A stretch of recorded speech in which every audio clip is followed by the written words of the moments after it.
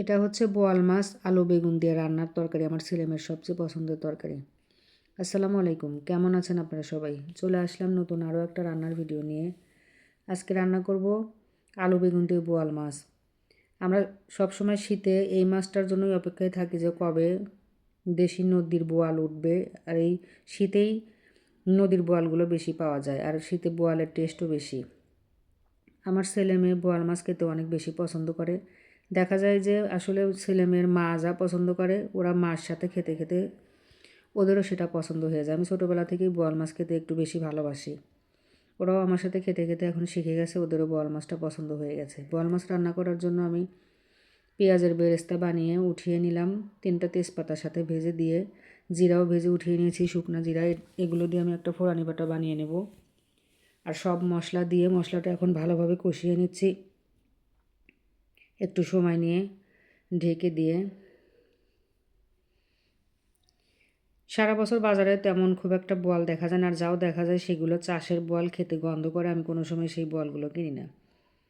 আমরা যেহেতু যমুনা পাড়ের মানুষ, আমরা মানে নদীর বোয়ালটা চেনা যায়, কিংবা খেয়ে টেস্টেও বোঝা যায় যে এটা নদীর বোয়াল, কিংবা এই বোয়ালটা গন্ধ করে না। মশলা কষানো হয়ে গেলে এখন মাছটা দিয়ে আমি কিছুক্ষণ কষিয়ে নেব, সাথে আলু দিয়ে নেব। লাল আলুগুলো আমি কেটে নিয়েছি। আলু দিয়ে মাছ দিয়ে ভালোভাবে এখন আবারও কিছুক্ষণ ঢেকে দিয়ে কষিয়ে নেব আমি।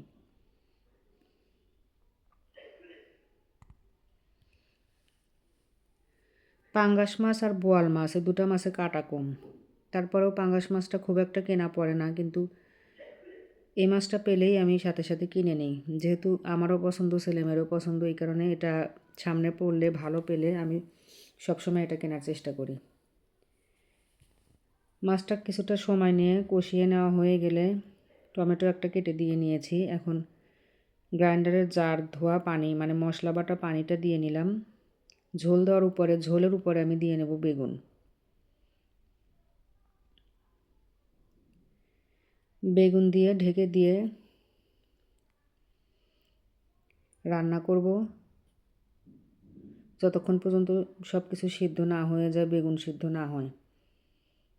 একদম রান্না শেষ হওয়ার আগ দিয়ে, যখন তরকারি নামাবো তার কিছুক্ষণ আগ দিয়ে সেই ফোড়ানি বাটাটা আমি দিয়ে নিলাম। আমরা যারা ফোড়ানি বাটা খাই, আমাদের মনে হয় ফোড়ানি বাটা না দিলে বড় মাছের তরকারি টেস্টি হবে না, এই কারণে এটা আমাদের দিতেই হবে। কিন্তু ছোটো মাছ আমরা কোনো সময়ই ফোড়ানি বাটাটা দিই না। হয়ে গেল আমার খুব মজাদার বোয়াল মাছের আলু বেগুনের ঝোলের তরকারি। আজকের ভিডিওটা এই পর্যন্তই। আল্লাহ হাফেজ।